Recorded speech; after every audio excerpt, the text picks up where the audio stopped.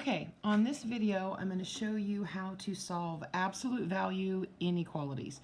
So just like with the absolute value equations, we're going to break it into two parts.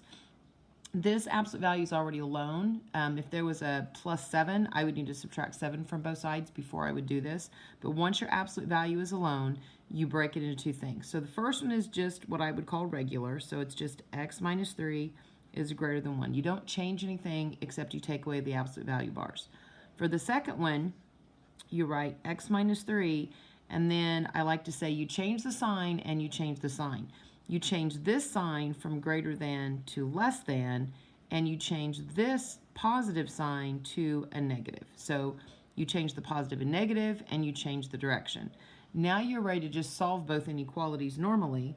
So plus 3 to both sides gives you x is greater than 4, and then when you add 3 to both sides on this one, you're going to get x is less than positive 2.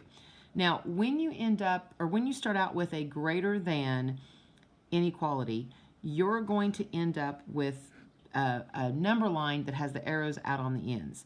So if you put these in order, you've got a 2 there and a 4 there. We want everything bigger than 4, so it's like 5, 6, 7, 8. So I put a circle there, because that means it would include 4.001, but it wouldn't include 4. So I put a circle there. Same with the 2, I put a circle on it, and then I want things less than 2, so like 1.7, negative 3, anything smaller than 2. So when you have absolute value is greater than a number, you end up with really big numbers or really small numbers, everything out on the ends. Okay, so let's look at number 62. So on this one, you have a negative 10 multiplied by your absolute value. So you need to get your absolute value alone to begin with. So I'm going to divide both sides by negative 10. So that gives me the absolute value of v minus 6. But because it was a negative that I divided by, I need to change it to greater than or equal to. And then negative 20 divided by negative 10 is positive 2. So now that my absolute value bar is alone, I'm ready to break it into two equations, or inequalities actually. So I have that one, and I have v minus 6 is less than or equal to negative 2. So I change the direction of the sign, and I change the positive to a negative. Add 6 to both sides, so v is greater than or equal to 8. Add 6 to both sides here. Negative 2 plus 6 is positive 4. So I have a 4 there, I have an 8 there. I want everything greater than or equal to 8. So I have a closed dot. Everything less than or equal to 4, I have a closed dot again. And again, I'm out on the ends. Even though it started with less than, once I got my absolute value alone, it was greater than. So because it was a greater than situation, I ended up out on the ends. If this would have been a less than situation, I would end up shading in between two numbers. Okay, so that's those two. So let's talk about some with this worksheet that I gave you has lots and lots of problems on inequality, so practice as much as you need to. Once you feel like you've got it, though, you don't need to do all of them. Okay, so these equations have fractions in them. So what we want to do is clear the fractions. So my denominators are 9 and 3. So I need to multiply everything by a number that 9 and 3 go into evenly. So I always just start with my biggest number, and 3 does go into my biggest number. 3 goes into 9, so I'm going to use 9. Now, you have to be careful. You basically have three things in this equation. You have the fraction, you have the negative 8k, and you have another fraction. You've got to multiply all three things by 9. I tell my students it's like you're doubling a recipe.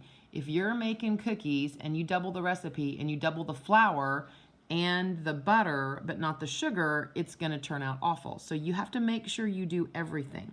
So I've got to multiply that fraction by 9. I have to multiply the negative 8k by 9 and that fraction by 9. So when I multiply this fraction by 9, 9 divided by 9 is 1, so it cancels out. So I'm left with 155 equals. This is the one that most people forget to do because it's not a fraction, so it doesn't need to be multiplied by anything. Nothing needs to be canceled out, but you still have to remember to multiply it. So negative 72k. So then when we multiply the 9 times the 5/3, The 9 and the 3 will cancel, becoming a 1 and a 3. You can think of it as canceling, or you can think of it as dividing. 9 divided by 3 is 3. It means exactly the same thing. But then you have a 5 here, so you have to take 3 times 5, and so that becomes plus 15. So then you have a normal two-step equation to solve. So you subtract 15 from both sides, and so this gives you 140. And on this particular program, when I tell it to generate problems with fractions in it, the answers are typically fractions. So if you take 140 divided by 72, you're not going to get an integer. So we need to reduce it down to lowest terms. Since they're even, the easiest way to do that is to cut it in half. So that would become 70 over negative 36, and then that would become 35 over negative 18. And 7 and 5 are the only thing that goes into 35. They don't go into 18, so I know that that is lowest terms. Okay, then one more particular equation like this I want to work is when you have a fraction out in front. So this is all one thing. If I do anything to this 1/2, if I multiply 1/2 by anything, it's going to affect the n and the 6 also. So I don't need to multiply, like I need to multiply this by 36 to get rid of the 36. I don't need to multiply the 2 and the n and the 6 because it's already connected. If that's hard for you to see, you could distribute the 1/2 through that parentheses, and then you'd have 3 individual terms, okay?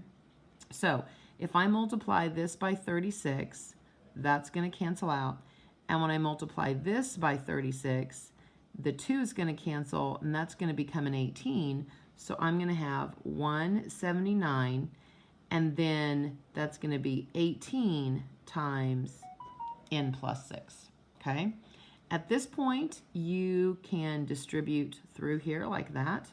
So you have 179 is equal to 18n, and then 18 times 6 is 108. So I'm going to subtract 108 from both sides. So that's going to leave me with 71 equals 18n. And so 71 over 18 is lowest terms. So I'm going to just put n equals that out in front there. So that is my answer for that one. So if you get stuck on any of those, shoot me a message and I will help you with it.